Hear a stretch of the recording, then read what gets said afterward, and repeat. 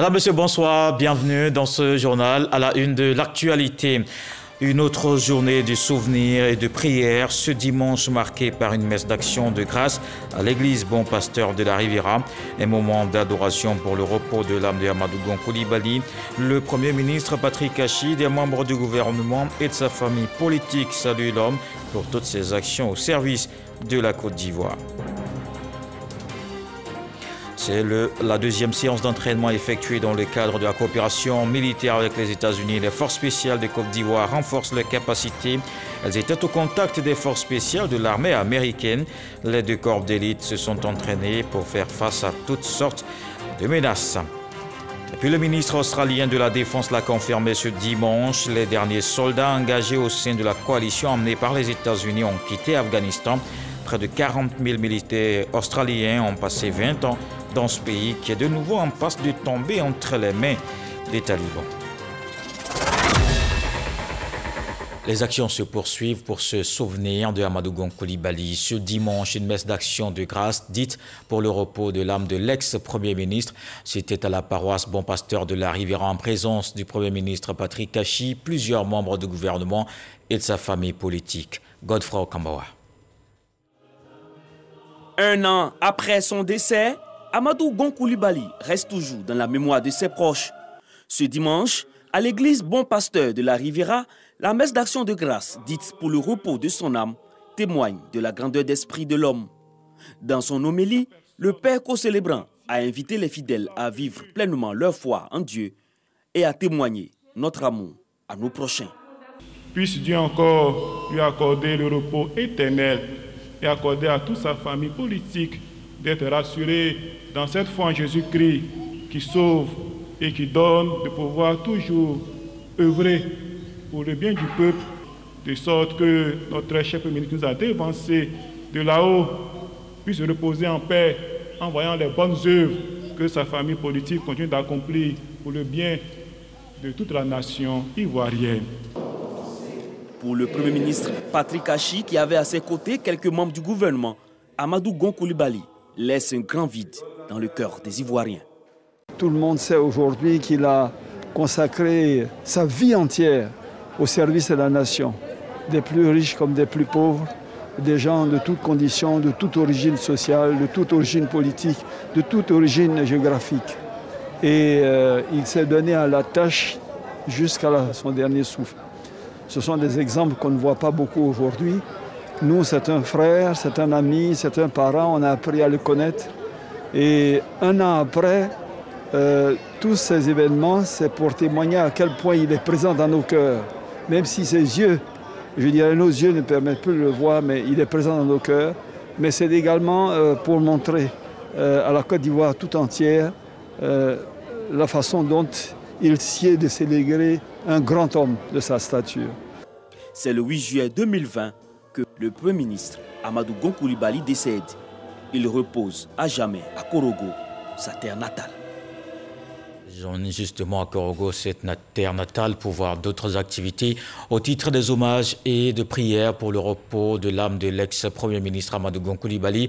C'était en présence de plusieurs membres du gouvernement. Korogo, ne l'oublie pas. Le reportage de Kwadio Kwame.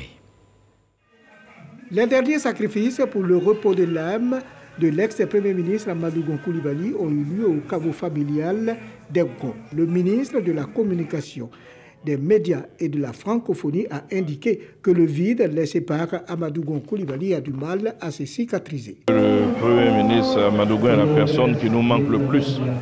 Quand je parle de nous, je parle aussi bien de la famille que de la population de Korogo, mais également de la Côte d'Ivoire tout entière, lors de l'hommage rendu par le RHDP, toute cette population ivoirienne qui est sortie.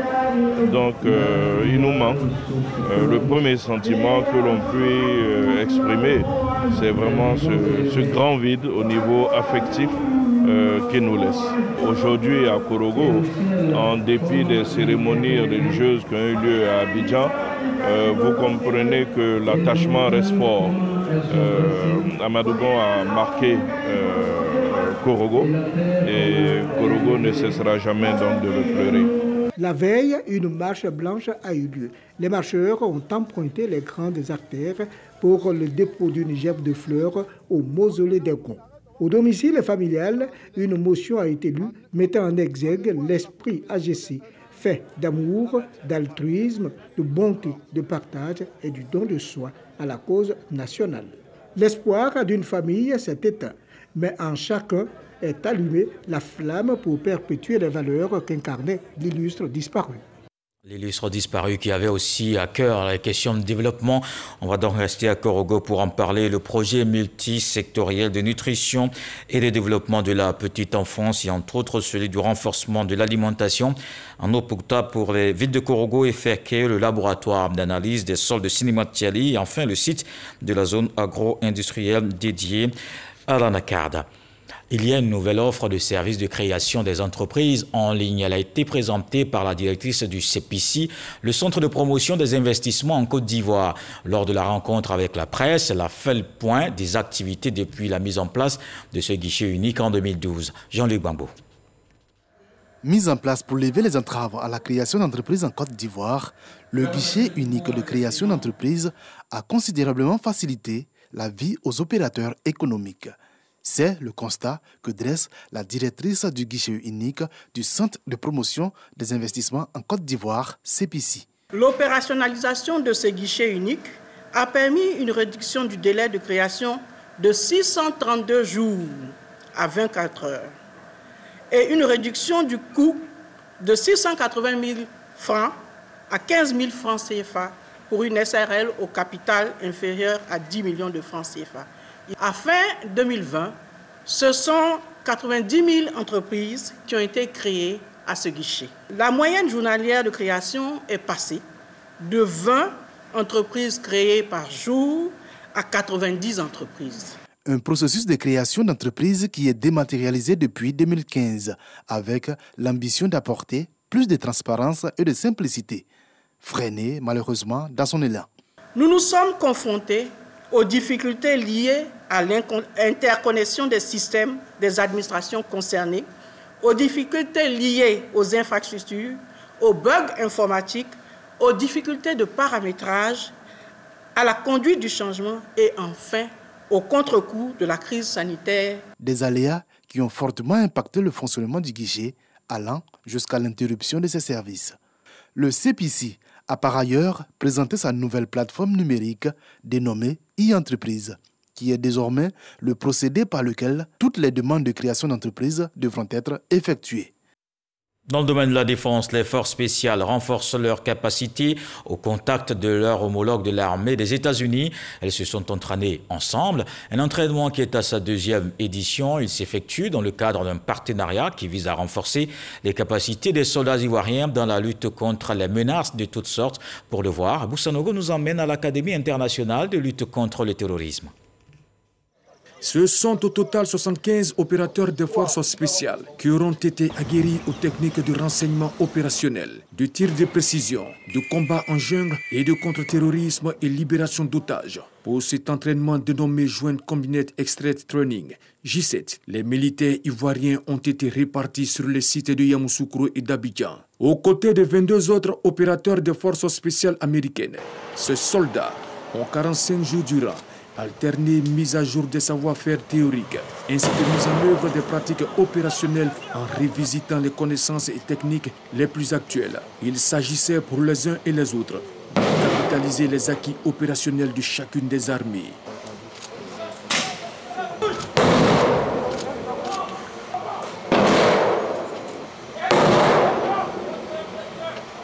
Pour le général de corps d'armée Lassina Doumbia, chef d'état-major général des armées, ce partenariat avec l'armée américaine est à saluer.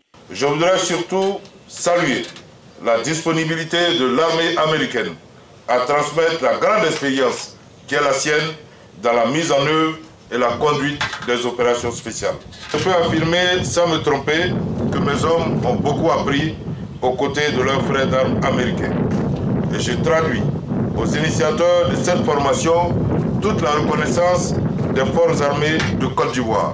Pour Pour l'ambassadeur des États-Unis en Côte d'Ivoire, Richard Bell, son pays ne pouvait que répondre favorablement à la sollicitation d'un pays important de la sous-région ouest-africaine, désireux de stabilité et de sécurité dans un environnement miné par des menaces de toutes sortes. Je suis heureux du partenariat entre les forces d'opération spéciales américaines et ivoiriennes. Je renouvelle mes félicitations à la Côte d'Ivoire et à la France pour leur heureuse initiative conjointe de créer cette Académie internationale de lutte contre le terrorisme. Les opérateurs des forces spéciales se sont vus décerner des diplômes. La coopération militaire entre la Côte d'Ivoire et les États-Unis est ancienne et multiforme. À côté de la manœuvre J7, il existe l'exercice Obagame qui se tient régulièrement avec la Marine nationale et un autre dénommé Flintlock qui se tiendra en 2022 en terre ivoirienne. Le terrorisme qui menace la sécurité dans tous les pays. Les initiatives se multiplient aussi pour soutenir les États. L'Institut de stratégie d'Abidjan a formé des étudiants. Cette séance de formation vise à sensibiliser les populations sur les dangers de ce fléau. Issa Tionayo. Outiller et former les étudiants, surtout la jeune féminine, à mieux comprendre et sensibiliser la population sur la notion du terrorisme dont l'Afrique de l'Ouest est devenue un terreau fertile. L'Institut de stratégie d'Abidjan, accompagné de partenaires, a fait de cela une préoccupation. L'une des causes majeures, c'est la pauvreté. Les régions qui se sentent abandonnées par le pouvoir central, donc les populations de ces régions adhèrent facilement à la cause du mouvement terroriste, comme cela se voit dans le nord du Niger, du Mali, du Burkina. Je pense que c'est plus une question de conditions de vie et de travail. La pauvreté, l'ignorance, le manque de coordination au niveau du renseignement sont autant de causes qui rendent difficile la lutte contre le terrorisme. Pour des experts, il faut mettre un accent sur ce genre d'initiative à l'endroit des femmes et des jeunes, cibles vulnérables des terroristes. On a des femmes aujourd'hui qui s'enrôlent avec ces groupes terroristes. Ce qu'il faut faire, c'est qu'il faut travailler à vraiment prendre en compte cette situation. La question du terrorisme n'est pas que militaire aujourd'hui. À ce que tous les civils, à ce que tous les Burkinabés mènent dans la main, qu'on puisse œuvrer ensemble afin qu'on puisse bouter loin de nos frontières le terrorisme. La lutte efficace contre ce fléau nécessite la mobilisation de tous. On ne peut combattre le terrorisme sans l'implication cruciale des forces de sécurité qui doit reposer sur une concertation et sur une coopération de toutes les parties prenantes étatiques. Quant aux étudiants, ils affirment accorder une attention particulière à cette formation. Une femme participer à ce genre d'événement, c'est bon parce que ça permet aussi de sensibiliser les femmes, de voir la part à jouer des femmes et c'est encouragé. On encourage beaucoup la jeunesse à participer à ce genre d'initiatives parce qu'on remarque que la jeunesse estudiantine ou la jeunesse de la Côte d'Ivoire ne s'adonne pas à ce genre de séminaires alors que c'est très instructif. Outre la Côte d'Ivoire, le Burkina Faso, le Niger et le Tchad, des pays fortement touchés par le terrorisme, ont participé à cette formation de l'Institut de stratégie d'Abidjan. Un autre mal adressé par les autorités ivoiriennes, la lutte contre la corruption. Ce 11 juillet marque la journée africaine consacrée à ce phénomène. Dans le cadre du Dimanche Magazine, Herman Guivet a reçu le ministre de la Promotion de la Bonne Gouvernance. Epiphane Zoro a fait le point des avancées en Côte d'Ivoire. Il rassure, le gouvernement reste déterminé. Je vous propose un extrait de l'entretien. La question de la lutte contre la corruption est aujourd'hui au cœur de la politique du gouvernement. Depuis 2012 jusqu'en 2020, des progrès ont été réalisés. Nous avons gagné 7 points. Mais ce n'est pas du tout satisfaisant. Notre objectif, c'est d'atteindre à minima la moyenne des 50 sur 100.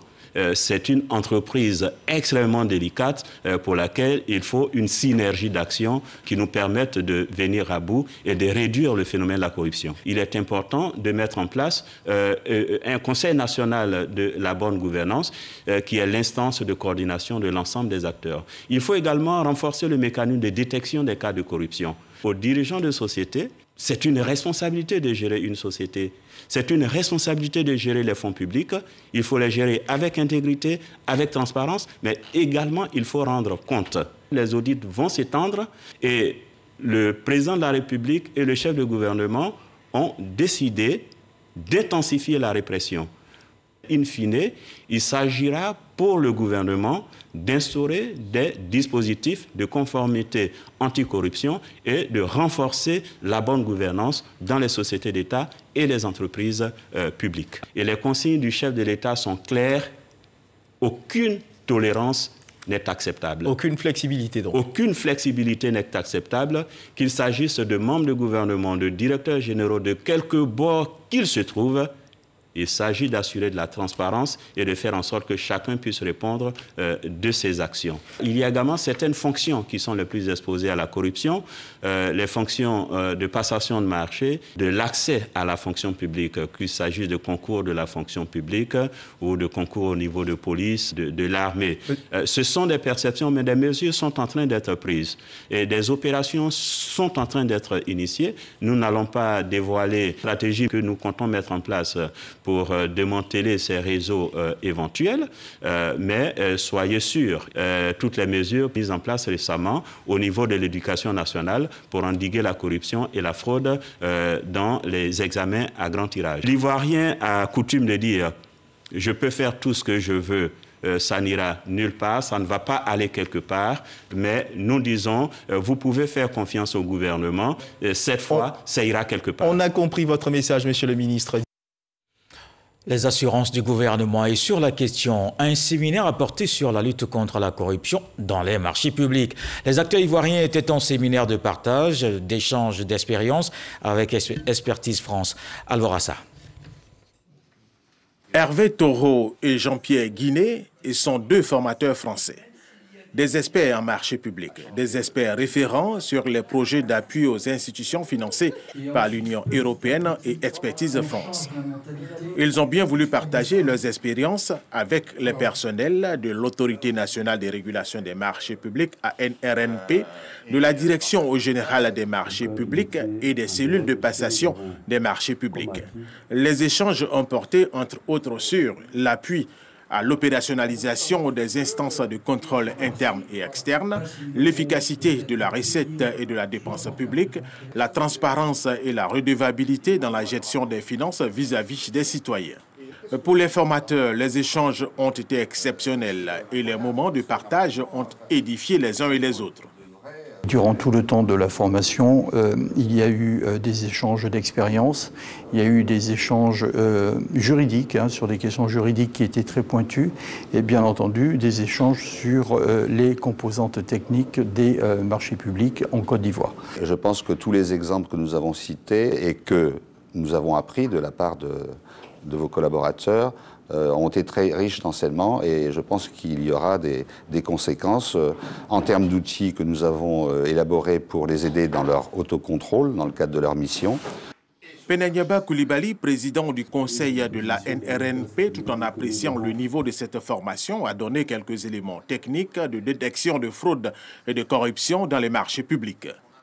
Il s'agit de parvenir à une plus grande redevabilité des acteurs qui interviennent à ces différentes étapes, faire en sorte que toutes les astuces, toutes les stratégies utilisées par les fraudeurs ou par ceux qui contournent les règles puissent être connues par nos collaborateurs. Et cette formation très appréciée par les formateurs et les personnels formés devra contribuer progressivement à la réforme du système actuel. Et nous sommes dans le nord du pays. Les partenaires de la Côte d'Ivoire sont à ses côtés pour le développement. Le projet multisectoriel de nutrition et de développement de la petite enfance, celui du renforcement de l'alimentation en eau potable pour les villes de Korogo et Ferké, le laboratoire d'analyse des sols de Sinimatiali et enfin le site de la zone agro-industrielle dédiée à l'anacarde. Voilà les sites qui ont reçu la visite du vice-président de la Banque mondiale et sa délégation. Des visites de terrain qui ont permis à Ousmane Diagana d'apprécier les avancées significatives de la Côte d'Ivoire dans la réalisation de ses objectifs de développement. Je vous propose justement de l'écouter. Je suis très réconforté par ce que j'ai vu. En termes de résultats, d'abord, sur le plan de la nutrition, je vois que le taux de malnutrition qui était relativement élevé dans certaines zones, celles que nous avons visitées aujourd'hui, ça baisse. Non seulement ça baisse, mais les populations qui ont bénéficié de ce programme ont acquis les compétences qui permettent d'assurer la durabilité des résultats qui sont obtenus. Pour ce qui concerne l'eau, la Côte d'Ivoire atteint aujourd'hui un taux de 80%. 80% de la population ivoirienne a accès à l'eau. C'est largement au-dessus de la moyenne en Afrique de l'Ouest et l'Afrique centrale. Mais la Côte d'Ivoire n'a pas encore atteint l'objectif de développement du millénaire qui est de 84%. Donc nous allons travailler avec la Côte d'Ivoire pour non seulement que cet objectif soit atteint, mais que l'accès universel soit réalisé. Pour ce qui concerne la chaîne de valeur de l'anacarde, on a parlé tantôt, la Côte d'Ivoire est pratiquement le premier producteur mondial. Au-delà de la production, il faut maintenant veiller à ce que la transformation se fasse sur place, que la commercialisation ait lieu. C'est ça qui créera de la richesse, c'est ça qui permettra de lutter contre le chômage et donc créer des emplois pour les jeunes et en particulier pour les femmes parce que le secteur de l'anacardier est grand pourvoyeur d'emplois pour les femmes. Et donc le développement pour qu'il soit réel, il faut qu'il soit inclusif, c'est-à-dire en faveur des femmes et des jeunes. Et le tour de l'actualité nous emmène aussi dans le Ourodougou. Le département de Séguéla a désormais un comité de veille et de suivi de la cohésion sociale. Les membres ont pour mission de prévenir les conflits et de travailler au renforcement de la paix. Des détails avec Eric Goré. Sori Diomandé est le président du comité de veille et de suivi de la cohésion sociale du département de Séguéla. Il a reçu ses attributions en présence du préfet de la région du Ourodougou et des chefs traditionnels. Sa mission est d'œuvrer au maintien de la paix dans le département de Séguéla. Hier, nous étions dans le Bafing où nous avons installé les 3 comités départementaux, à savoir Touba, Koro et Waninou. Nous commençons la région du Ourodougou avec l'installation officielle de ce comité, le comité de Séguéla. C'est d'évaluer la situation de la cohésion sociale de manière périodique.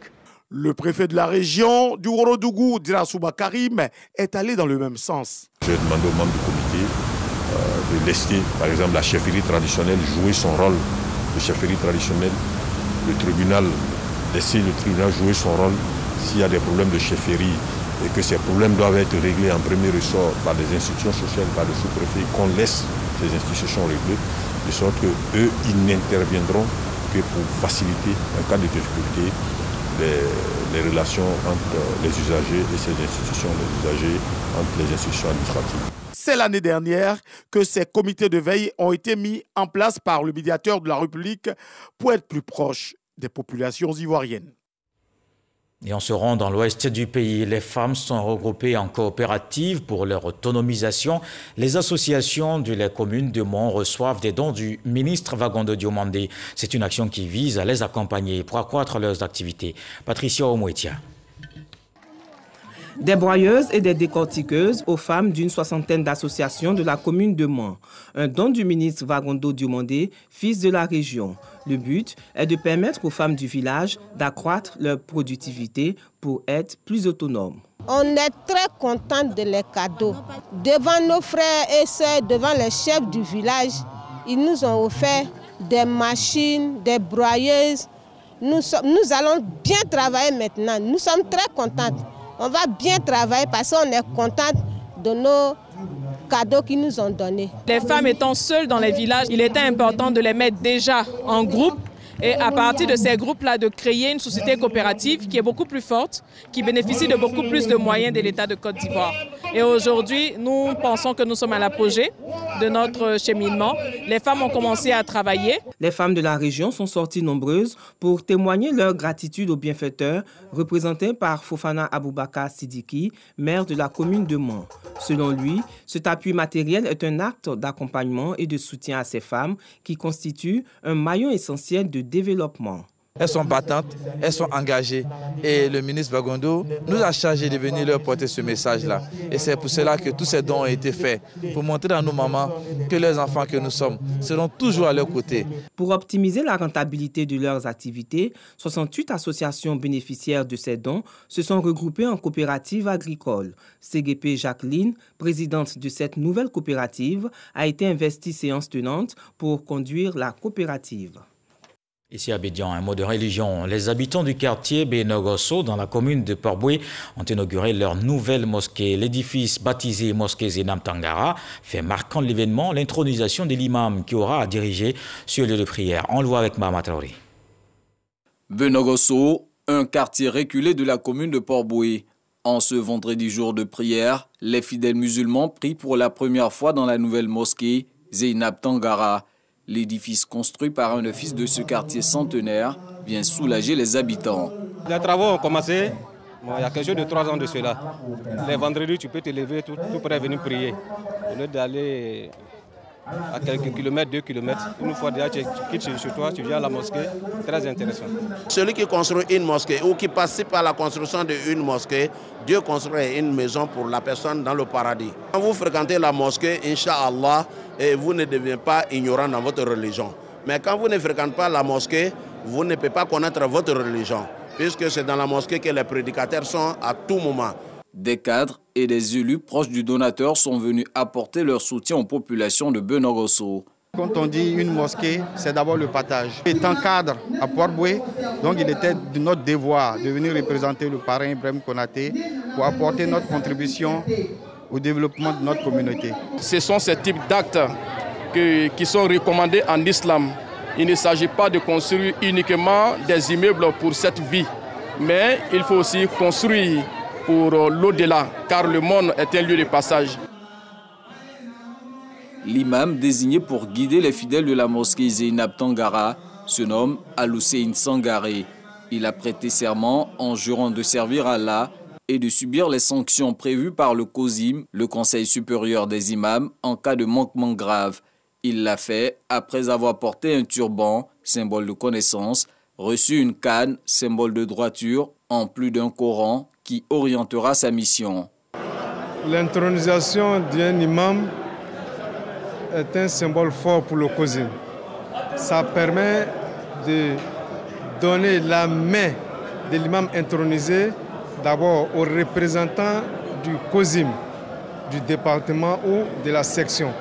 Ensuite, ça permet de donner la main de l'imam intronisé aux autorités administratives et politiques. Les envoyés du COSIM ont invité l'imam principal et ses fidèles à entretenir des rapports mutuels de confiance et de respect. Comme tous les dimanches, on fait le point de ce qui a marqué toute l'actualité cette semaine d'information. Toute l'actualité justement qu'on va voir dans le 7 sur 7 avec Herman Guivet.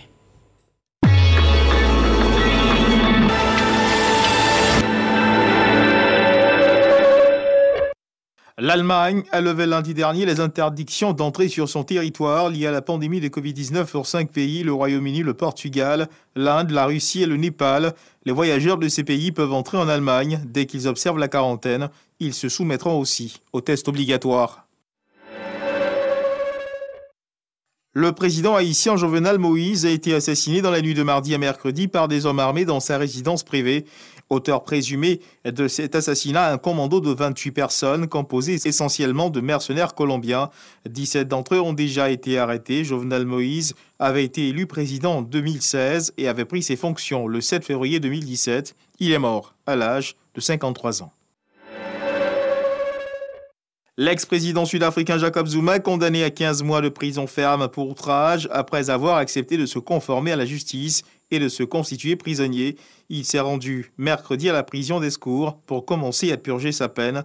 Jacob Zuma, 79 ans, a été condamné la semaine dernière par la plus haute juridiction de l'Afrique du Sud. Les douanes françaises ont secouru en mer, jeudi dernier, 27 migrants dont 10 enfants, à une trentaine de kilomètres au nord de Saint-Malo en Bretagne, au nord-ouest de la France. Leur embarcation était en panne de carburant. Les migrants ont pu être récupérés sains et saufs par le bateau des douanes françaises et pris en charge par le SAMU. Dans quelques semaines débutera dans le nord du Mali le processus de fermeture des bases de la force anti-djihadiste Barkhane. Au final, la France maintiendra à terme entre 2500 à 3000 hommes dans la région, contre 5100 aujourd'hui. C'est ce qu'a affirmé Emmanuel Macron lors du G5 Sahel.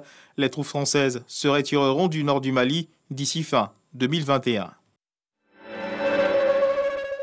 Devant plusieurs organisations de la société civile africaine, le président béninois Patrice Talon promet de quitter le pouvoir en 2026 à la fin de son mandat en cours. Au cours du sommet citoyen pour la démocratie, la bonne gouvernance et l'alternance tenu samedi dernier, il s'est engagé à ne pas toucher à la constitution béninoise qui limite à 2 le nombre de mandats de 5 ans.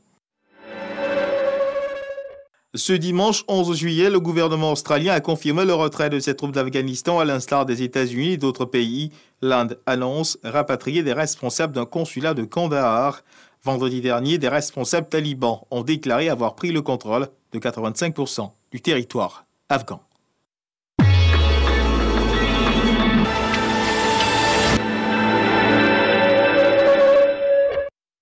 Voilà qui met un terme à ce journal. Merci de l'avoir suivi. Retour de l'actualité 23h avec Abdoulaye Koné demain 20h. Retrouvez Fatou Fofana. Je vous souhaite une fructueuse semaine et on se quitte avec ce que dit le sage ce soir. Là où tu t'assois dans ta vieillesse, témoigne de là où tu étais arrêté dans la jeunesse.